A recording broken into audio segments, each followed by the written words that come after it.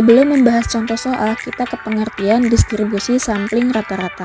Adalah distribusi dari besaran rata-rata yang muncul dari sampel-sampel. Pada distribusi sampling rata-rata berlaku hal-hal berikut ini. A. Pemilihan sampel dari populasi terbatas. B. Untuk pemilihan sampel dari populasi tak terbatas.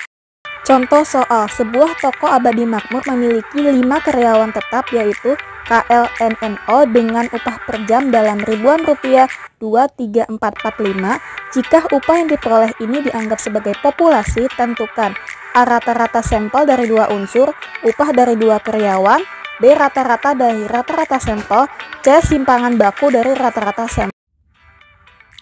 Penyelesaian soal. Nah, soal ini tuh menggunakan pengambilan sampel tanpa dilakukan pengembalian. Kita cari tahu dulu banyaknya sampel yang mungkin adalah dengan rumus kombinasi, yaitu N besarnya sama dengan 5 dan N kecilnya sama dengan 2. Jadi 5 kombinasi 2 sama dengan 5 faktorial dibagi 2 faktorial dikali dalam kurung 5 kurang 2 tutup kurung faktorial sama dengan 10 buah. Perhitungan kombinasi jika menggunakan kalkulator. Dalam soal di sini 5 kombinasi 2. Jadi kita pencet angka 5 dulu, barulah ini kombinasi, baru angka 2 sama dengan 10 buah. Kita sudah menemukan banyaknya sampel yang mungkin ada 10 buah. Ke 10 buah sampel dari 2, 3, 4, 5 ini kita bisa menghitung dengan skema. Ini namanya skema ya. Dari 2 ke 3, 2 ke 4, dan seterusnya. Jadi sampel 1 bisa diketahui 2, 3, 2, 4, dan seterusnya.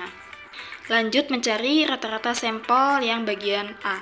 Nah, sampel 1, rata-rata sampelnya itu, kan tadi satunya itu 2,3. Jadi nanti 2 tambah 3 dibagi 2. Sama dengan hasilnya adalah 2,5. Jadi rata-rata sampel 1 adalah 2. Hasil rata-rata sampel yang tadi kita masukkan ke dalam sini. Nah, ini adalah X bar rata-rata sampel. Ada 2,5, 3, 3,5, 4, dan 4,5. F itu frekuensi. Jadi, dari rata-rata sampel, 2,5 itu ada berapa? 2,5 itu ada 1, 3 ada 2, dan seterusnya.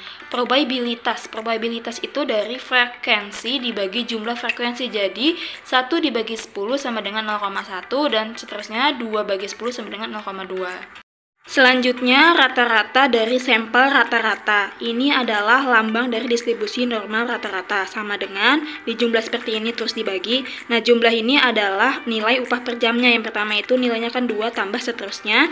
Terus dibagi 5. 5 ini nilai populasi terbatas. Dibagi hasilnya 3,6 nilai rata-rata.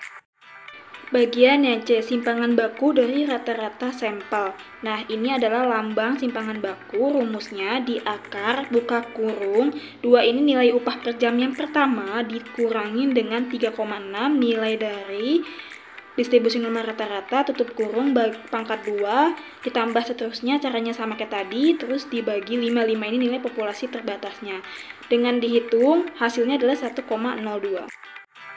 Selanjutnya, simpangan baku sama dengan simpangan baku dibagi akar N sampel random dikali akar N besar populasi terbatas dikurang N kecil dibagi N kecil kurang 1 sama dengan kita masukkan angka-angkanya 1,02 dibagi akar 2 dikali akar 5 kurang 2 dibagi 5 kurang 1 sama dengan 0,235 menggunakan kalkulator dibulatkan jadi 0,62. Selanjutnya